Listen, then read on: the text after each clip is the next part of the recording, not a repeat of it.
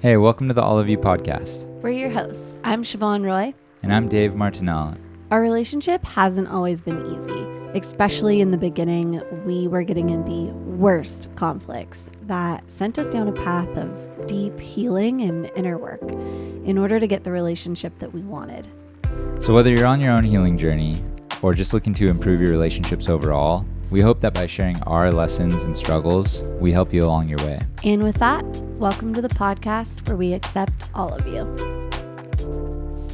These stools might not be the... Actually, I feel like the stools are better for me with posture, but... I've always struggled with my posture. Mm-hmm. I think I got to heal my shame. Heal your shame for better posture. I think so. I think that there's something there. I do too. I think releasing the tension in your body, like somatic healing. Oh, are we on right now? We're on, yeah. We can cut it out, but we're on. Are you recording? Yeah. So somatic healing is the, I couldn't even define somatic healing. I don't think I know enough about it to really define it, but to my knowledge, I haven't done enough of it, but it getting you into your body, feeling.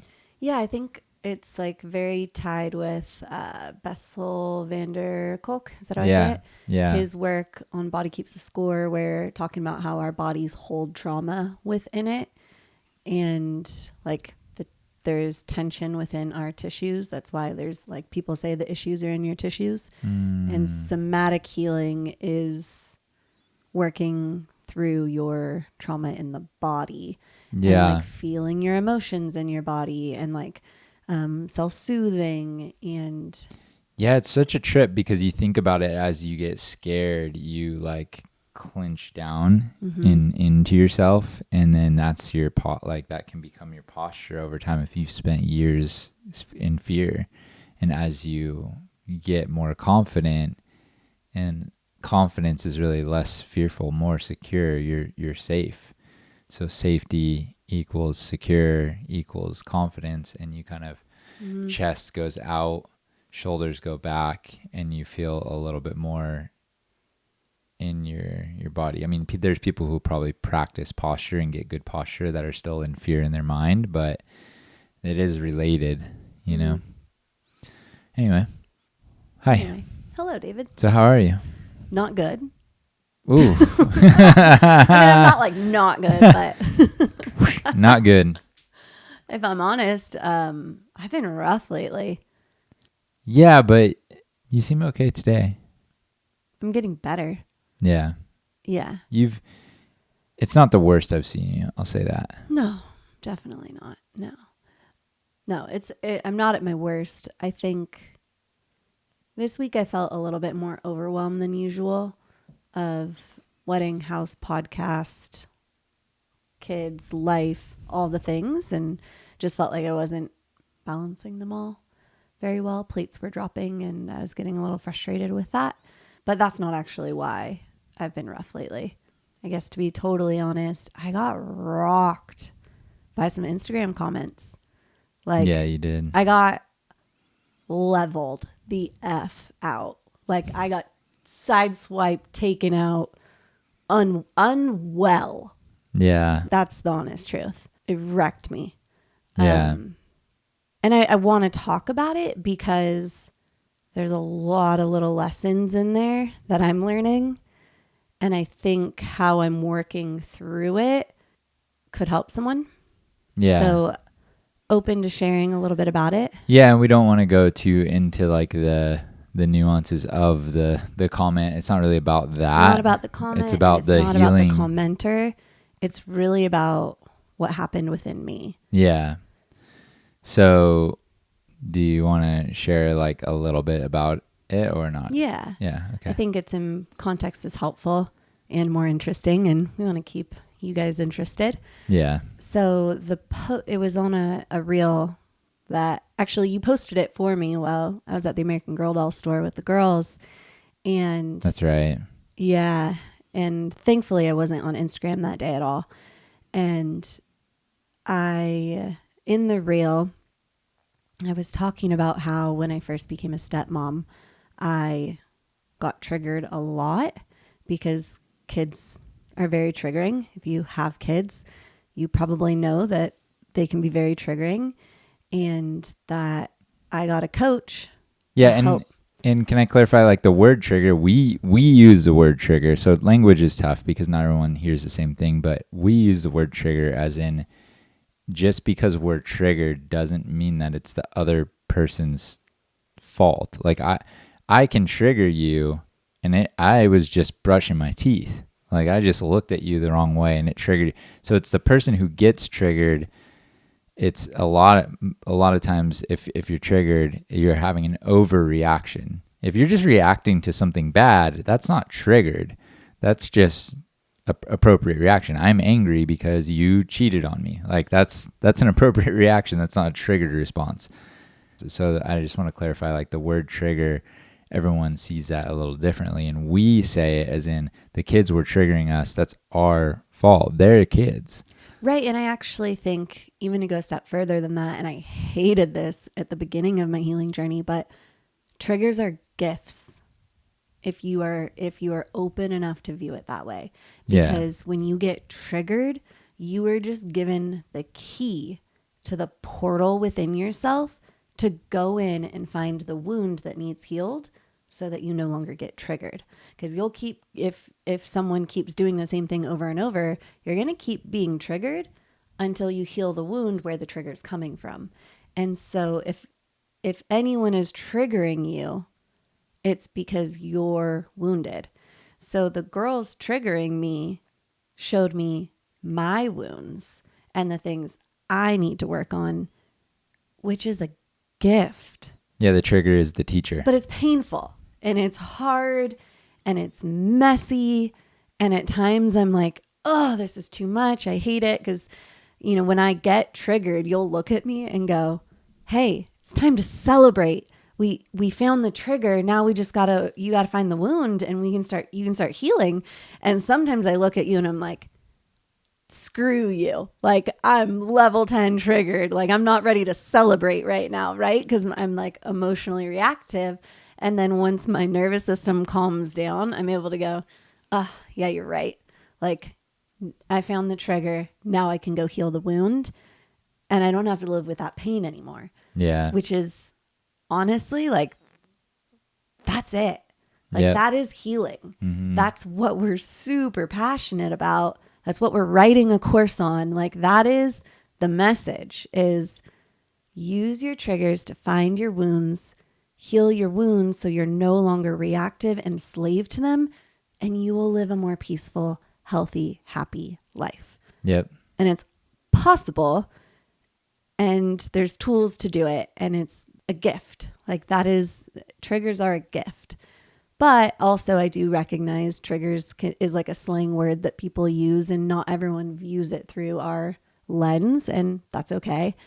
So all of that to say, in the video that I posted, I said when I first met the girls, I was like, they're little trigger monsters. The word, you thought they were a little trigger. Like I thought they were little trigger monsters because I was getting triggered all the time.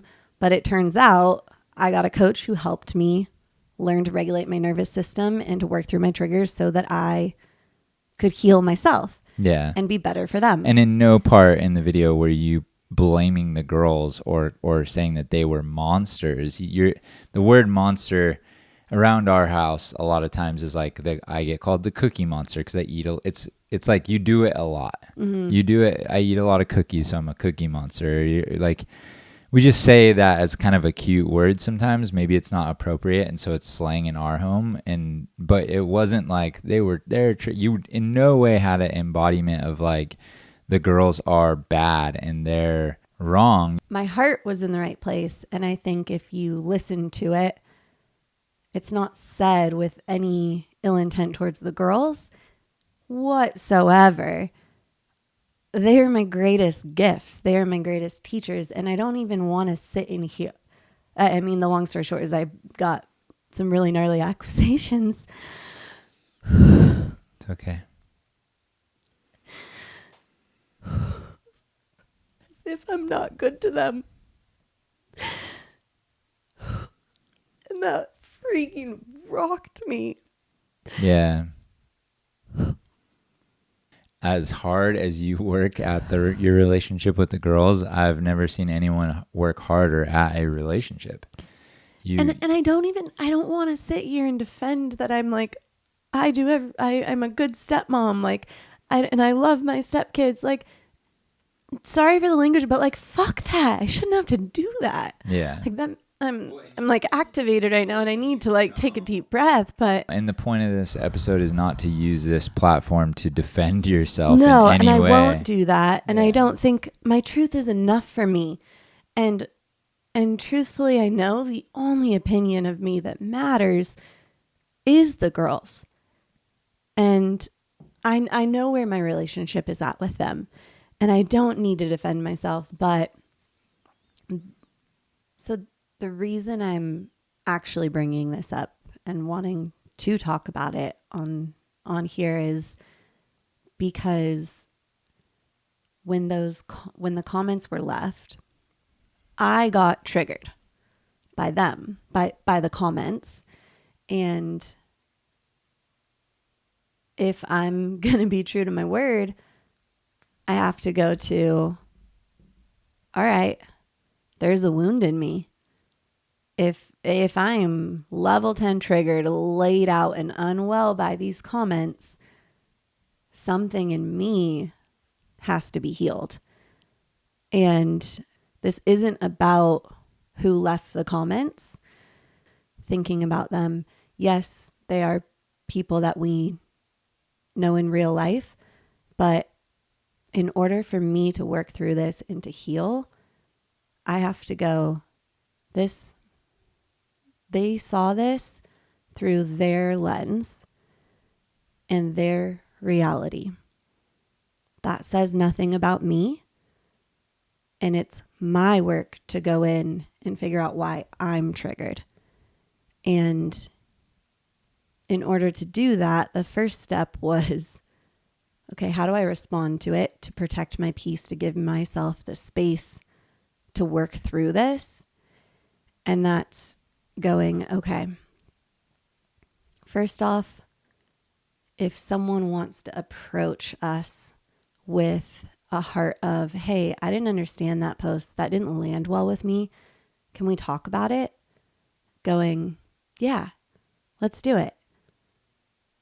When someone is choosing to only see the worst in you and not give you the benefit of the doubt and only see you through the lens of their wounds, then a conversation with them isn't going to be fruitful.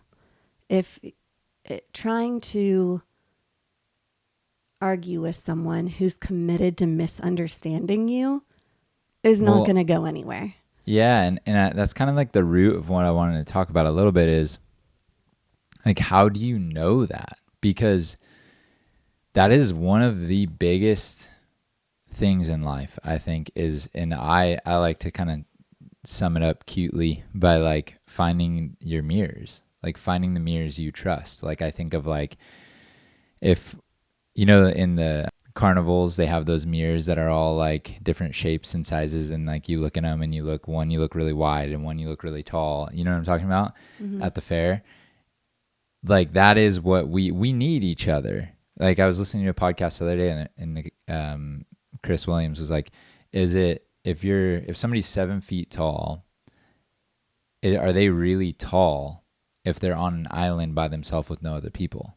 They don't know if they're short or tall at all. So we need each other to mirror back to us. So it's really hard to know yourself without the mirror of other people. But not everyone is a good mirror. So like you just said, if somebody's dedicated to misunderstanding you, then it's okay to release their opinion of you.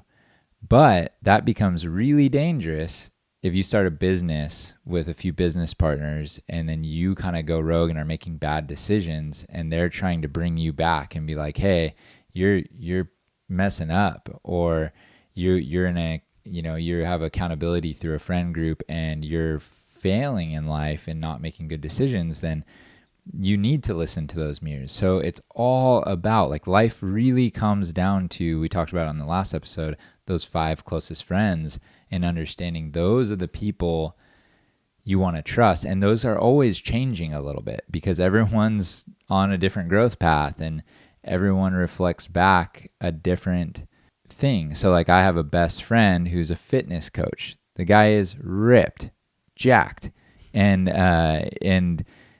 I would not give him fitness advice. I would not tell him what he should be doing for his workouts, what he should be eating to work on his body. He's way better at that than I am. So I'm not going to be that mirror for him. He needs other people in his life to, if he wants to up his game and become even better at what he's doing, then he needs somebody else. I'm not that guy. I'm here for your emotional support, but right now I'm not that guy. And knowing who is the proper mirror to listen to is kind of the whole game of life. It's like submitting yourself to some people who are better or more qualified in certain areas and then not others. And not to say anything bad about the people that left the comments, but those are not people who I am involved in life with. They're not in my inner circle. They're not in my routine or day to day. So I don't listen to those mirrors. And so, if somebody leaves a comment on Instagram, I'm sorry, I'm not going to respond if it's not a fruitful conversation, if it's not a curiosity. If somebody messages me something that says like, I'm curious about why you said it this way, or I'd like to understand the topic better. I will always respond every single time to those. I think there's a different energy you can feel when someone comes with a heart of understanding versus a heart of accusation.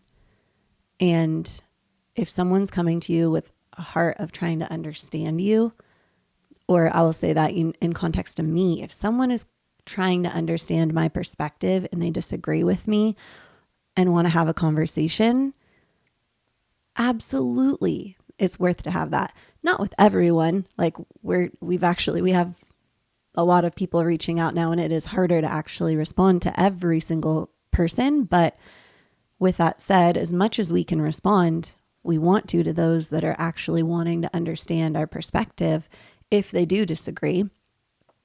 But if someone is coming committed to misunderstanding and with an accusatory heart, it's just not going to be a fruitful conversation. So I have to put boundaries to protect my peace and myself. And I think that's where this gets more applicable to everyone listening who isn't, on a podcast or an Instagram and facing criticism online. I think that even in our day-to-day lives, like let's talk about if you go home to your family for Thanksgiving and your Uncle Todd is, trying to force his agenda one way or another down your throat. And you're like, whoa, Uncle Todd. Like that's unsolicited advice. And there's a difference if Uncle Todd is like, hey, I read this article I thought was really fascinating. I want to hear your thoughts on it too. Are you open to talking about it? Then I'm like, yeah, Uncle Todd. I don't have an Uncle Todd, but I'm like, yeah, Uncle Todd, let's do it. Right. But if they're like, what you believe is wrong, I can't believe you voted for that party. And if you do, you're, going to hell with them, like whatever it is, like that's like, no, boundary. I no longer talk about politics with you. That's a boundary for me for us to have a healthy dynamic and relationship. So I think understanding the heart of how someone approaches you is how you dictate whether you need to put a boundary with them or not. And that's online, in person. I personally am just a fan of protecting my peace. Yeah. And having healthy relationships. And the comments that were left due to my trigger that I have to heal, and I can go into more of that later, my peace was nowhere to be found for honestly 2 weeks. Yeah. And not the whole time, but like I've been struggling and working through this moments throughout the day. And so I go, okay, this person isn't safe. I'm going to block them because I don't want to get more comments in the future.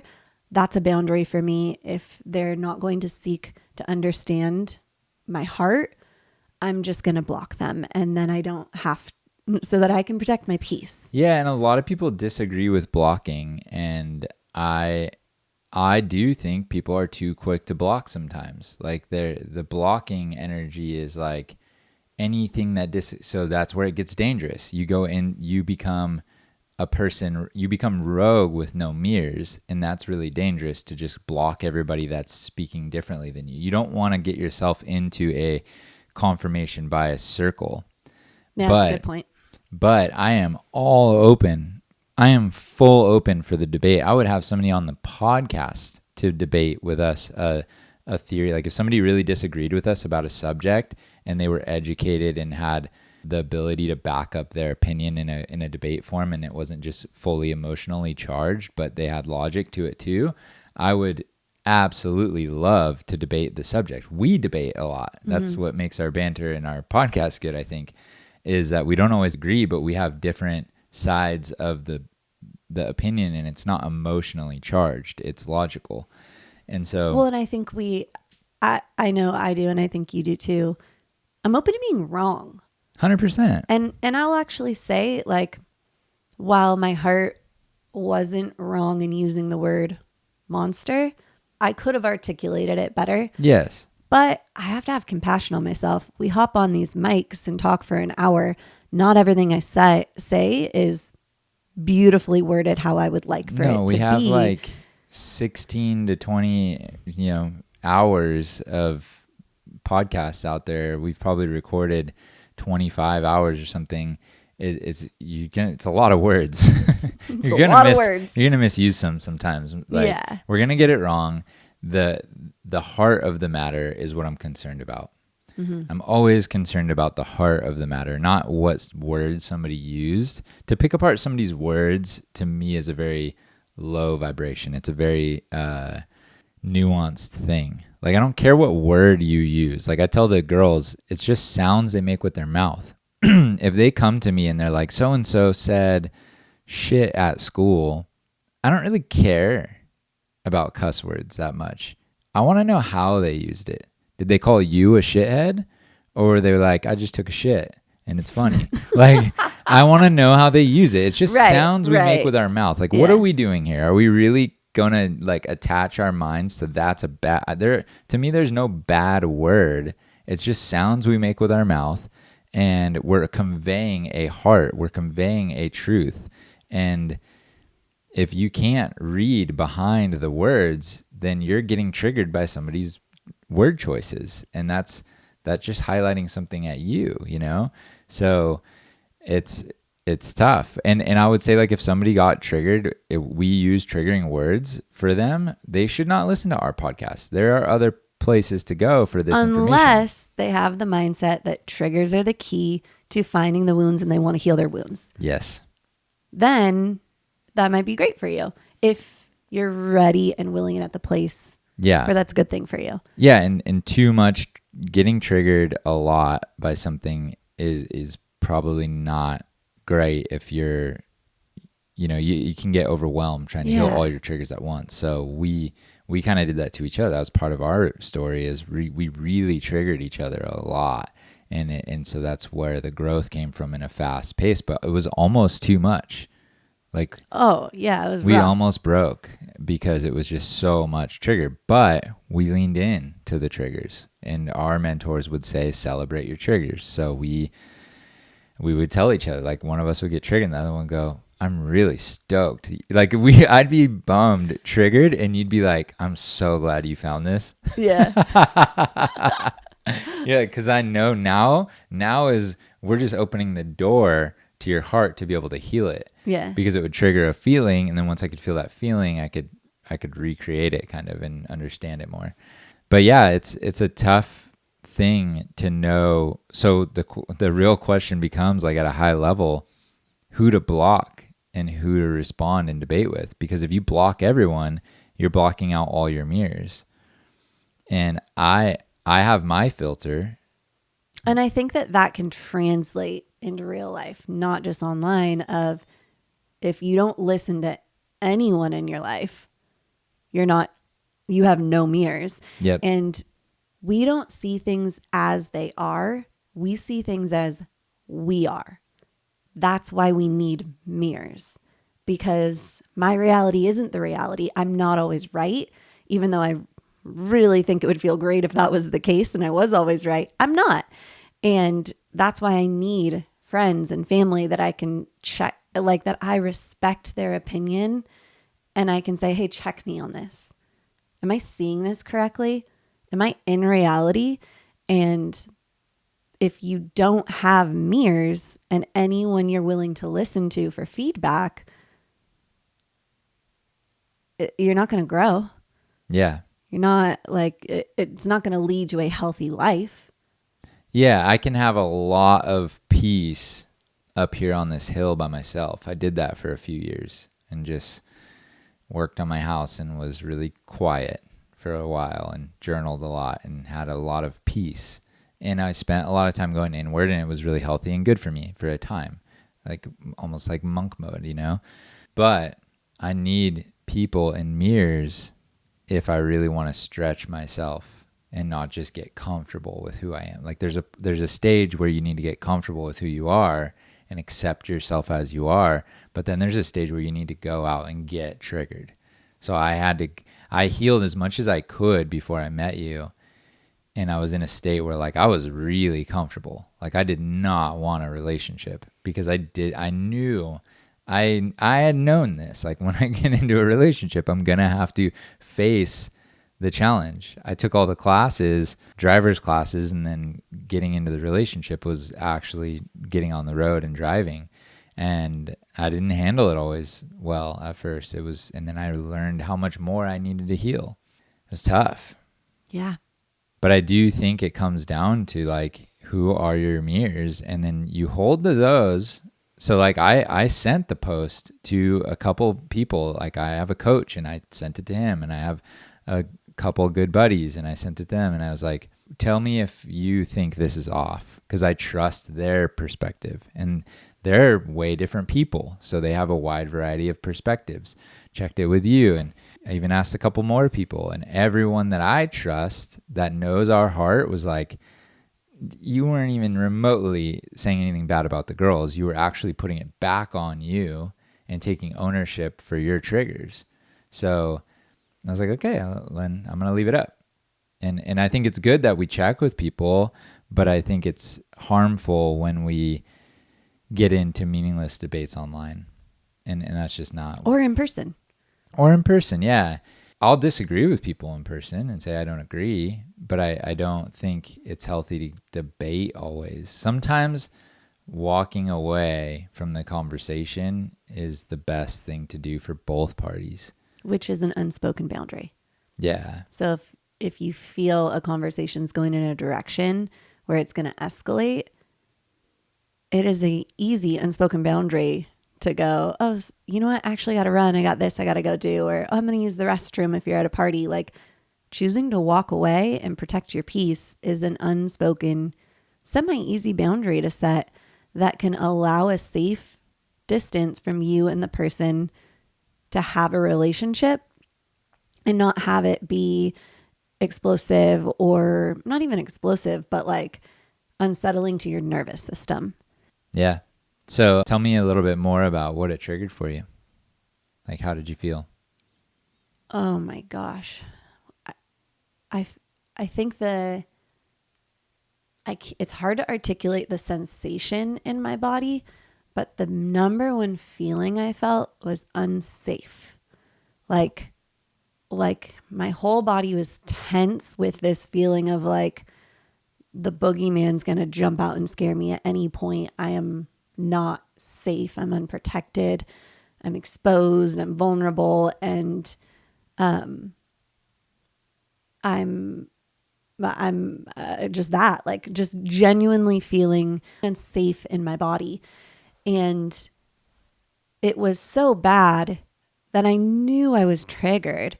And so it's easy for me to go, it's not easy. There is still a little part of me that wants to like blame the other person, but I know well enough to know that people don't trigger me. You don't trigger me.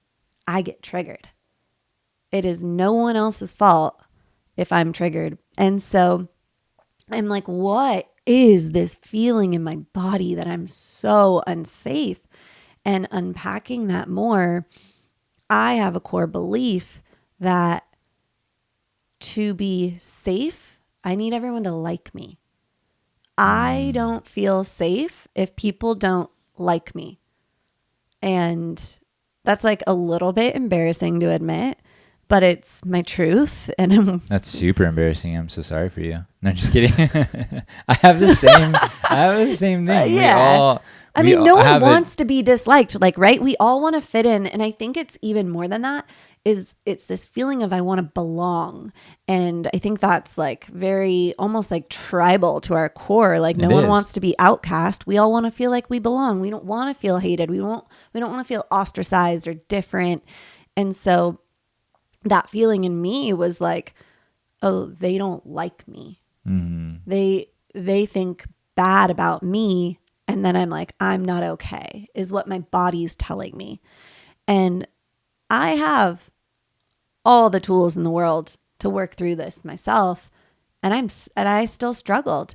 And so But you did. You found your core belief. Yeah. You found, because what happened, if I can spell it out, if for anyone that hasn't listened to the Triggered episode, you had the feeling in your body. You identified that feeling in your body of unsafety, and that's making your mind go wild, and that's where the anxiety starts to kick in, and you're like thinking of what you need to do multiple about times it. throughout the day. I'm like, I'm not okay. How do I fix it? Yep. How do I fix it? Yep. And then you found the belief that was hurting you. So you had a belief in your head. It's like a math problem. You have a belief in your head that if people don't like you and they don't understand what you were meaning, if they don't understand your heart behind it, they are going to hate you or not like you. And then you have a core belief that means you're not safe. Mm-hmm. So you were doing the math problem, and the answer equals I'm not safe. And so you're like, okay, I need to change the equation. I need to go back and I need to have a conversation with them, or I need to make it right. It's like people who have a breakup, but the breakup doesn't go well, and then they believe they need to have closure, but they don't get it. And so they can literally be in a breakup anxiety for years. Some people stay this way their whole life. The lack of closure in the relationship, because they gave that person their power. When you give the wrong mirrors the power, and their perception of you matters, and their perception of you is how you feel about yourself, then you are now giving your peace away. And so you did it right. You handled it right. You identified this core belief, and that core belief is wrong. Yeah, that's where I was going to go with it. It's not right. It's unachievable. Yes. It's like that. It's corny, but that saying, like, you can be the juiciest peach in the world, and someone cannot like peaches, right? Like, I'm not going to be everyone's flavor. And some people are allergic to peaches. Oh my gosh, they should really stay away from me. Like, and I think and that's what, it's an interesting thing is like, I can know that in my head that like, it's an absolutely unrealistic standard to think that everyone should like me. Mm-hmm. But deep down in there, I haven't broken that core belief enough to be okay with people hating me. And so that's where I'm grateful this happened, because in order to come on this podcast and to continue putting this content out there online, I have to heal this wound, because this is not going to be the first person that doesn't like me. I'm not going to be everyone's cup of tea. And so if I can heal this, the next person who comments something unkind, it will affect me less and less and less. So the more that I can heal, the less triggered I'm going to get, and the more peace I'll have, and the more content I can put out that helps the people that it's intended to help. So this is a gift. And it's a little bit crazy, but it is. And that's how I've chosen to view this the past few weeks, is this is a gift, because this podcast is important to me. It is my mission. It's meaningful. And I need to use this so that I can keep putting this content out there to help those it's meant to help. So all of that to say, when that feeling of unsafety comes up over my body, this was happening multiple times a day, especially in the beginning. Oh my gosh, we were at the water park with the kids, and I just almost every line we were in, it was just overwhelming. It was 2 days later, and I was just when it first happened, I was so hurt by it. But what I would do is that feeling would come up, and I would just validate it, and I'd say, yeah, you don't feel safe because of what happened, but the truth is, you are safe. You know how to put boundaries in place. You have the tools to work through this. Not everyone is going to like you, and that is okay. Their perspective of you says nothing about you and everything about them. Their reality is not the reality, and it's okay to not be liked. And so I can tell myself my truth, and even say to myself, the girls know you love them. You have a good relationship with them. That's all that matters, not anyone else's opinion. And I tell myself the truth, but yeah, this still hurts because I've got this core belief that I'm working on breaking. And so I sit with that feeling and just allow myself to feel it. And I was almost just like wrapping my arms around myself and soothing myself and going like, you're safe. You're okay. Yeah, it's a combination, because what you're going through is a growth spurt. Like what you just described is an emotional growth spurt. You had a core belief that kept you safe throughout your life, that it has gotten you to where you are. Yep. And that's been a beautiful thing. You were prom queen, like you were homecoming queen or something. Like I'm so mortifiedly embarrassed you just put that out there. But you're very likable, and a lot of people like you, and this has kept you safe. It's why I did well in sales. It got me to where I am, but I think there's truth in what got you here won't get you there. And I no longer want to get places in life off of molding myself into what's palatable for everyone else. Yeah. I want to be my authentic self when I'm on this mic. And I don't want to record podcasts thinking, oh my gosh, what is this person or that person going to think of me? I just want to be me on here. And I want to be me everywhere in my life.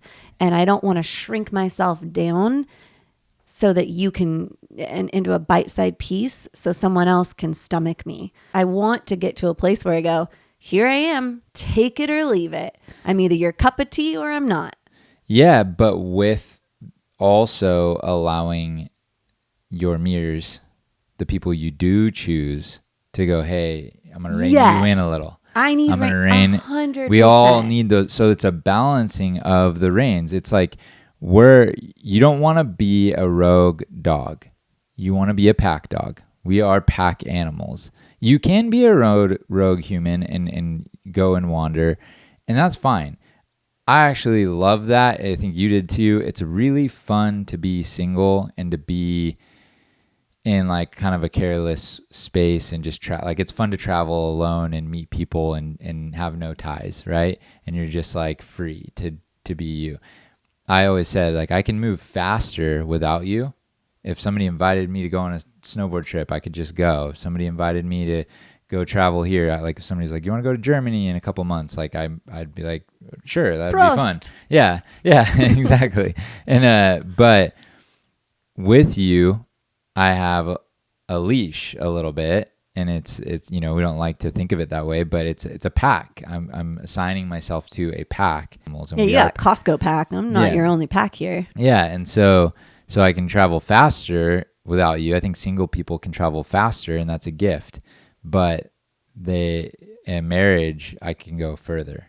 A relationship that supports you and people that support you well, and those people that I can text and I trust as mirrors, and keeping up a good relationship with those people who are supporting me and I'm supporting them, I can go further in life. I'm more stable. I can go further as a pack, but then not the whole world is your pack. You need to have your pack that you trust. Does that make sense? I don't know.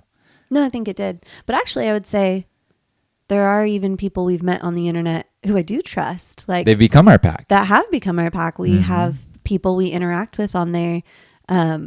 There's some people that I've never met in person that we've interacted with that if they sent me a message or commented a objection, I would 100% respond and want to work through that because they've shown themselves to be knowledgeable in a way. Like they've shown that. Actually, if I can jump in, I think it actually comes back to the heart and energy. They've always approached us with an energy of seeking to understand, seeking to support, and an energy of kindness. And that builds trust. Yeah. But I think if someone who you don't like have a positive history with comes at you don't have rapport with, comes at you with negative energy, like there was no trust to have a fruitful conversation. Yeah, and I think we would all be a lot better off if we understood this.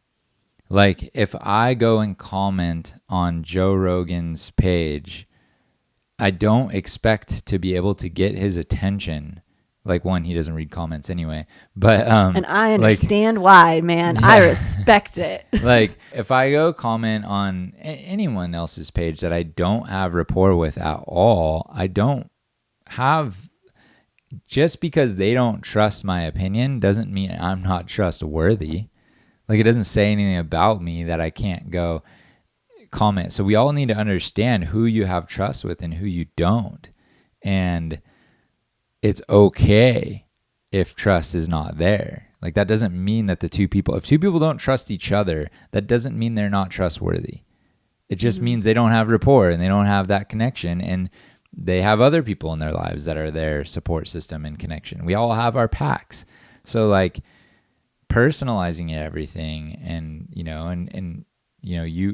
what was said to you was personal. Like, so it was personal. Personalizing it was not wrong. It just, what it mirrored to you is that you were giving too many people your power. Mm-hmm. And not everyone deserve it. Even if they are deserving of trust, doesn't mean you're going to give it to them still, because you don't have the ability to extend that trust out to millions of people, all over the internet. So you have to we have to be selective with who we trust. Yeah. And choosing those people that we trust, choosing those mirrors to mirror back to us is huge. Finding your people. And I think the internet is breaking society in this way. And I love it. You know how I love breaking traditions. I know There's nothing more than I love than breaking a tradition. Traditions are great, but to me, they are meant to be broken. We would stay stuck if we never broke them. So, and I like a good old tradition here and there. Yeah, it's cool. Enjoy it while it's there. I just am a big fan of everything's being flexible and fluid to change. Well, there is nothing that's not going to change. We are change. Like we're going to get older. The kids are going to get older. Everything's going to change around us. And just being adaptive is huge. But anyway, so I believe that the internet is breaking society in a way because we used to only have access to the people in our tribes, in our communities. And that was great because it forced you to heal. It forced you to have to work together. And I think that that's a good quality. Like you find your people, like if one of my mirrors all of a sudden doesn't agree with me, should I just dump them completely and move on to people who agree with me? No, that's not good. But if they're wrong, I'll use me as an example. If all of a sudden I'm giving unsolicited advice to my buddy about fitness all the time, and I'm not like not fit, but he's a fitness guru. So I'm not going to give him advice about it. If all of a sudden I start to and it's wrong, he needs to boundary me. And so in the olden days, you couldn't really do that because where would you go for community? In a tribal, like you're stuck. And that's how we got kind of stuck in some of these really toxic relationships, toxic families, and all that. But the internet is going to break it. And if there's a 12-year-old out there with a phone that's stuck in a bad, toxic family, and they can go find their people, and they can start to become aware enough to know they're in a toxic situation, and they might be able to go get help. And that's amazing to me. That's accountability, because when your people, if I was toxic to the kids, if I'm a toxic dad and I was controlling to you and controlling to the family, but there's no out, then you're oppressed and you're stuck. But with the internet, you kind of can start to realize like, oh, I'm in this situation and this is not healthy and good for me. And now now I have accountability because you can go find the truth. And so I think it's kind of just about to burst, I think, where people are starting to realize they can go find their people online. And the world is way bigger than we realized. And it was small. It was small when there was no internet. It was even small when there was MySpace. But now it is huge. And if you're into, some niche thing and that's your art and your family hates it and they don't support you in your art, you're into poetry and they are like, what are you talking about? I think the internet has broken this now where people can get out of it. Gives them a way out. This is a heavy one this week. Yeah, but I'm proud of you. I'm super proud of you for the work you did. Thank you. And finding your core belief and giving yourself the reality checks you need to not get sucked over by an emotionally charged comment. I mean, you got blown over a little bit, but I think that was a good thing. I think you needed it, and it's just the way you're handling it is actually changing your neuro pathways. I know that. Well, thank you for saying that, but I know that, and that's why I'm working so hard on it, is I believe this one floored me, but maybe next one will just like bench me, right? So like I can continue, like I can work on healing this so that at some point, like sticks and stones may break my bones, but words will never hurt me, will be true for me. And that's actually my goal. Yeah, and knowing that people, not everyone gets to take your piece. No. Some people, you can warrant that, but if my inner circle comes to me and mirrors something, then yeah, I'll take it all day. Yeah. But if people want to swing at me on the internet, I get knocked down, but I get up again. Never gonna keep me down. Love you. Love you too. Bye. Bye.